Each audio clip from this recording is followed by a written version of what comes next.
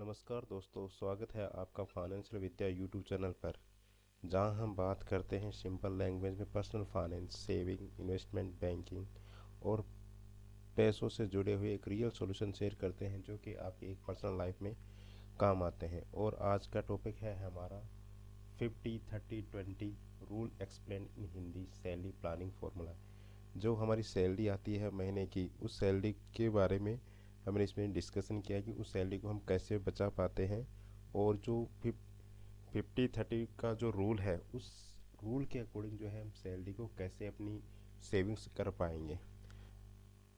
तो ये 50-30 जो रूल है, ये रूल जो होते हैं जॉब करने वाले जो सैलरी पे डिपेंड होते हैं, मिडिल क्लास वाले जो बंदे होते हैं, तो उनके लिए ज़्यादा ही बेनिफिशियल होता है। अब ये होता है क्या है 50-30 का रूल? 50-30 और जो 20 का जो रूल होता है, इसमें ये रूल होता क्या है, इसके बारे में हम थोड़ा सा समझेंगे। क्या होता है ये 50-30 और 20 का रूल क्या होता है, जिसमें हम बात करेंगे। 50 जो होता है वो होता है नीड्स, हमें जो हमारी आवश्यक जो चीज़ें होती जो हमें जीने के लिए चाहिए चाहिए जो कंपलसरी होती हैं, जो ज़रूरत होती हैं, या जो जीने के लिए चाहिए जो कंपलसरी नीड्स होती हैं, उनको हम अपनी जो हमारी जो सैलरी आएगी उसमें से 50% हम उस पर खर्च करें। उसके लिए हम 50% खर्च करें। और जो हमारी वांट्स हैं, जो हमें चाहिए, जो हमें शौक है या जो हमें चाहिए, जो उन पे हम 30% खर्च करें। और 20% जो होती है वो हमें सेविंग करनी चाहिए। अपने पैसे को जो है सेविंग करनी चाहिए, और वो सेविंग है या इन्वेस्टमेंट है, वो आप पे डिपेंड करता है हम उसकी सेविंग करें या इन्वेस्टमेंट करें। बट ये है कि 20% पैसा हमारा बचना चाहिए। तो 20% हमारा इसमें से, तो 50% हमारा नीड्स हो गई, 30% हमारी वांट्स हो गई, 20% हमारी सेविंग्स हो गई। तो इस प्रकार हमारी जो सैलरी आती है महीने की, उसका हमें एक पोर्टफोलियो बना लेना चाहिए, एक डिवाइडेशन कर देना चाहिए इसके अकॉर्डिंग।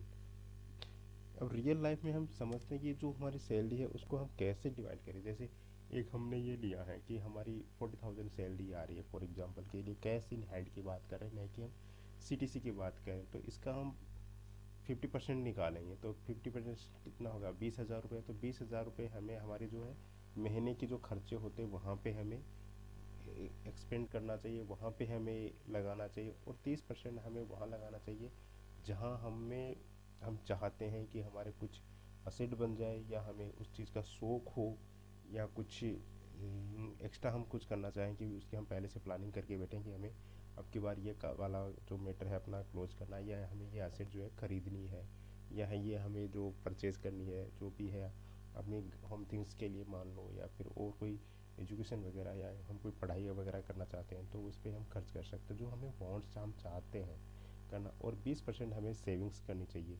तो सेविंग्स इसकी 20, अब 40,000 की 20% हम निकालेंगे तो 8,000 में, तो 8,000 हमारी सेविंग्स हो जाती है।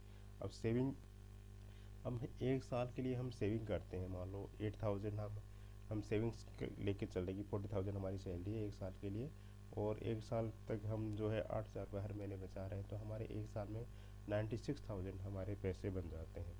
और इसी पैसे को हम इसी बेस पे भी एक कैलकुलेशन निकालें 5 ईयर्स के लिए, तो हमारे ये 4,80,000 रुपीज़ बन जाते हैं, जो कि अच्छा खासा हमारा एक अमाउंट बन जाएगी, जो कि हमारी एक सेविंग्स हो जाएगी। और इसी सेविंग्स को हम कहीं इन्वेस्टमेंट के तौर पे भी हम यूज कर सकते हैं। और इसी पैसे पे जब कॉर्पस बनता है या इंटरेस्ट वैल्यू आती है, आरओआई आता है, तो ये पैसा जो है अच्छा खासा बच जाता है। 50-30 का जो रूल है वो किसके लिए बेस्ट होता है? ये 50-30 का जो रूल्स होता है, वो जो सैलरी पर्सन जो होते हैं ये उनके लिए बेस्ट होता है। जो सैलरी पे डिपेंड होते हैं उनके लिए बेस्ट होता है ये।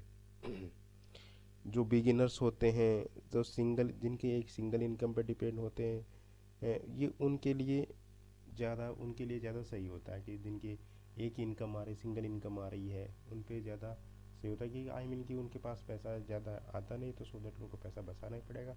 हर चीज़ को मैनेज करना, अपने जो सैलरी उसको बिल्कुल मैनेज करके प्लानिंग के अकॉर्डिंग लेके चलना पड़ेगा।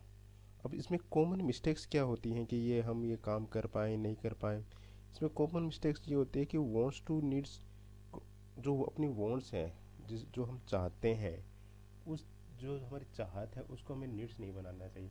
जैसे हम मूवी देखना चाहते हैं कि भाई अब की बार हम मूवी देख के आऊँगा, तो ये वाली मूवी आ गई है, वो आ गई, जो भी एक्स वाई जेड, तो हम हर महीने फिर सैलरी पे जो हमारी सैलरी आ रही है उस पर हम वो जो हमने डिसाइड किया था 30% जो है वो 30% हम वहीं पे लगा दें या कहीं घूमने निकल जाए, हर महीने हम घूमने निकल जाए, हर महीने हम मूवी देख रहे हैं, तो उसको नीड्स मत बनाओ, उसको वांट्स है तो वांट्स ही रहने दो। उसे कम जो आपको लगे सूटेबल है कि हमें ये करना चाहिए तभी वो करना चाहिए, वरना उसको जो है नीड्स मत बनाओ, उसको आवश्यकता मत बनाओ अपनी। सेविंग को स्किप नहीं करना चाहिए। और जो हमने सेविंग की बात की थी, हमने सेविंग की बात की, जो 20% पैसा जो है हमें सेविंग की तरफ रखना है, जो सेविंग में रखना है, तो वो पैसा जो है 20% हमें रखना ही है, उसको कभी भी है ना स्किप नहीं करना है।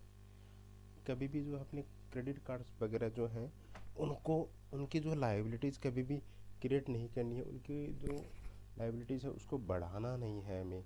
तो ये चीज़ें कुछ ध्यान में रखेंगे तो हम 50-30-20 के रूल्स को हम समझ पाएंगे। 50% तो हाँ अपनी नीड्स पे खर्च करो, जो भी आपकी सैलरी है उसके, जो हमने एक उदाहरण समझा था उसके अकॉर्डिंग 50% अपनी नीड्स पे खर्च करो, 30% अपने हम जो चाहते हैं वांट्स जो हम करना चाहते हैं उस पर खर्च करो, और 20% की सेविंग लेके चलो। अब हम कहना चाहेंगे 50-30 रूल का जो एक मैजिक नहीं है, अगर ये डिसिप्लिन के साथ हम इसको करें तो हम कंटिन्यू कर सकते हैं, इतना भी ये टफ नहीं है कि हम ये कर नहीं पाएंगे। और ये कोई फिक्स नहीं है कि आप हर महीने इतना ही लेके चलो। मान लो कि इस महीने हमारे घर पे कोई ज़्यादा खर्च हो गया या हमें कुछ ज़्यादा चीज़ें खरीदनी थी, तो वो जो 30% वाला है वो ज़्यादा भी जा सकता है, तो वहाँ पे मे भी अपनी जो सेविंग 20% सेविंग हो ही ना हो। बट ये है कि फ्लेक्सिबल है, तो आपने इस महीने नहीं कर पाए तो आप अगले महीने इस चीज़ को ध्यान में रखो, और जो पिछले महीने जो वॉन्ट्स में हमारे ज़्यादा खर्च हो गए थे तो वो नेक्स्ट महीने जो है वो कम करो, तो वहाँ पे क्या हमारी सेविंग्स होने के पूरे पूरे चांसेस है। कि ये पूरा ना मैनेज हो जाएगा। ओके दोस्तों, मिलते हैं नेक्स्ट वीडियो में एक नए और यूज़फुल पर्सनल फाइनेंस टॉपिक के साथ। उम्मीद है आज का वीडियो आपको पसंद आया होगा और कुछ नया सीखने को मिला होगा। अगर वीडियो आपको हेल्पफुल लगा हो तो एक लाइक करें, शेयर करें, और हमारे फाइनेंस विद्या यूट्यूब चैनल को ज़रूर से ज़रूर सब्सक्राइब करें। थैंक्स फॉर वॉचिंग, मिलते हैं नेक्स्ट वीडियो में।